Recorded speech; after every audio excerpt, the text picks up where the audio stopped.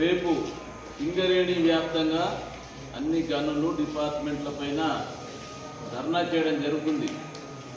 మనకు తెలుసు కోల్ ఇండియాలో 3 నెలలకోసారి ఎంత లాభాలు వచ్చినాయని ప్రకటిస్తున్నారు. ఎందుకంటే ఇప్పుడు కంప్యూటర్ యుగం. బ్యాంకులలో చూస్తున్నాం 31 తారీఖు మార్చి కాగానే ఫస్ట్ రోజే వాళ్ళ లెక్కలు అయిపోయి మళ్ళీ కొత్త సంవత్సరం మొదలవుతుంది. మన సింగరేణిలో పేపర్ లేకుండా పనిచేయాలా, అంత కంప్యూటరైజేషన్ అన్నారు. మరి 6 నెలలు గడిచినా కానీ ఇప్పటి వరకు వాస్తవ లాభాలు ప్రకటించలేదు.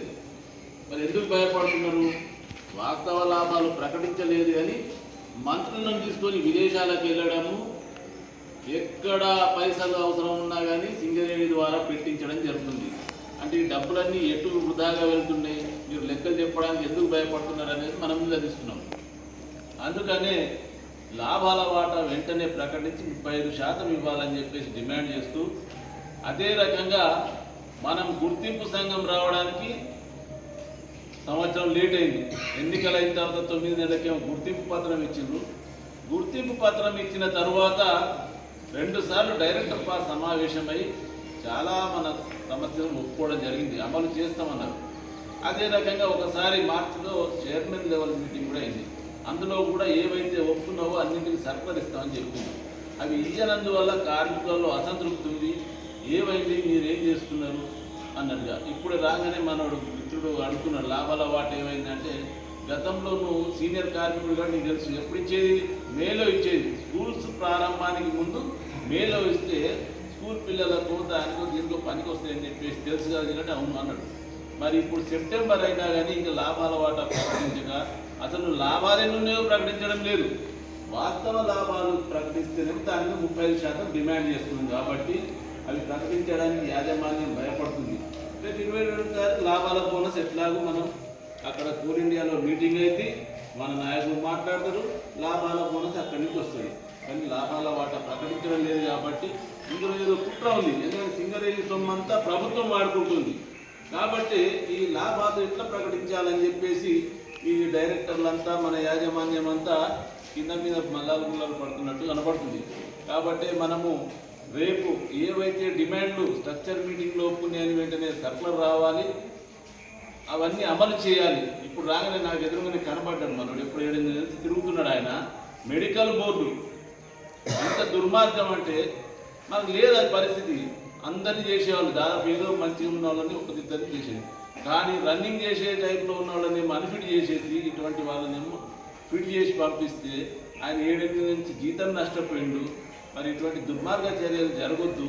ఎవరైతే బోర్డుకు పెట్టుకుంటున్నారో వాళ్ళందరినీ అన్ఫిట్ చేయాలని చెప్పేసి మనం డిమాండ్ చేస్తుంటే, లేదంటే గతంలో లాగా తండ్రి కొడుకుల పనిలాగా దాన్ని అన్ఫిట్ చేసి కొడుకు ఫిట్ చేసేస్తే ఈ బ్రోకర్ దందాలు, ఈ లక్షలు పెట్టుడు, సంవత్సరాల తరబడి బావిలో పని చేయకుండా ఉండడం అనేది పోతుందని చెప్పేసి డిమాండ్ చేస్తున్నాం. కాబట్టి అవి వెంటనే చేయాలి. సొంత ఇంటి పథకం కోసం చెప్పి కమిటీ చేస్తామన్నారు, వేయలేదు. పెర్స్పైన ఇన్కమ్ ట్యాక్స్ గత సంవత్సరం అన్నారు మనోళ్ళు, సార్ ఈ సంవత్సరం వస్తాయని చెప్పేసి. కానీ ఈ సంవత్సరం కూడా వాళ్ళు వచ్చే పరిస్థితి లేదు. పెర్స్పైన ఇన్కమ్ ట్యాక్స్ ఎందుకు ఇవ్వకూడదు? నువ్వు కోట్ల రూపాయలు ఎవరికెవరికో కోసం ఖర్చు చేస్తున్నప్పుడు ప్రభుత్వం ఇవ్వాల్సిన ₹1 రావడం లేదు. ప్రభుత్వం ఎన్నికలప్పుడు ఇచ్చింది హామీ ఇవ్వడం లేదు, అవి రావు. ఈ ఎవరైతే ఇక్కడ ప్రాతినిధ్య సంఘం ఉన్నారో ప్రభుత్వాన్ని అడగలేరు, యాజమాన్యం దగ్గర అడగరు. కానీ కార్మికులలోకి వచ్చేసి గుర్తింపు సంఘం చేయడం లేదని చెప్తున్నారు. మీకు కొంచెమన్నా సిగ్గుశరం ఉంటే ప్రభుత్వాన్ని నిలదీయండి. ప్రభుత్వం మీదే.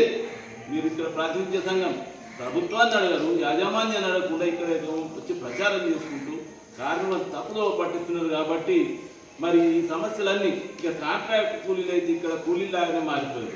కాంట్రాక్ట్ కార్మికుల సమస్యలు పరిష్కరిస్తాం, హై పవర్ వేతనాలు కాకుండా మనం జీవో వేతనాలు చేస్తాం. అది ఇంతవరకు అమలు చేయలేదు. మన దగ్గరనే ఉన్నారు. ఎట్లా ఉందంటే యాజమాన్యం పరిస్థితి, మన దగ్గర బెల్ట్ క్లీనింగ్ వాళ్ళు ఉన్నారు, వాళ్ళని ఎప్పుడు తీసుకెళ్తుంటాం. జీఎం చెప్తాడు, ఏం మాట్లాడామంటాడు, అది అంతే ఉంటుంది.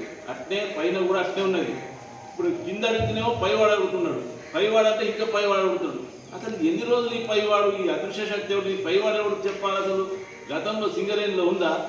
యాజమాన్యం యూనియన్లు మాట్లాడుకుంటే కార్మికుల సమస్యలు పరిష్కారం అయింది, అమలయ్యింది. కోల్ ఇండియాలో చూస్తున్నాం కదా, అన్ని జాతీయ సంఘాలు మాట్లాడితే ఇష్టం ఉన్న వాళ్ళు సంతకాలు పెడతారు, ఇష్టం ఉన్న వాళ్ళు పెట్టకపోయినా కానీ అవన్నీ హక్కులు వస్తున్నాయి, వేది కూడా వస్తుంది. తర్వాత స్టాండర్డైజ్ కమిటీస్ పెట్టేసి మిగతా సమస్యలు పరిష్కరిస్తుంటున్నాం.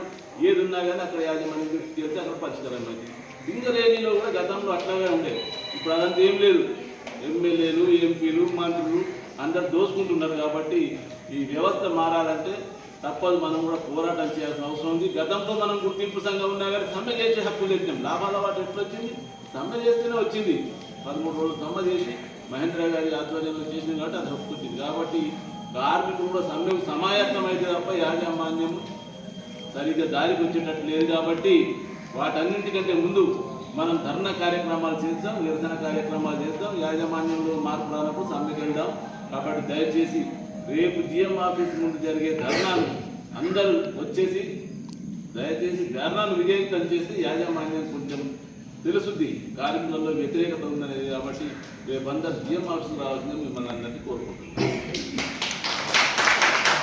కార్మికుల ఐక్యత, యాజమాన్యం వంటి వైఖరి, లాభాల్లో వాటా వెంటనే, లాభాల్లో 30% వెంటనే, కార్మికుల ఐక్యత, ఒప్పుకున్న సమస్యలను వెంటనే, ఒప్పుకున్న సమస్యలను వెంటనే.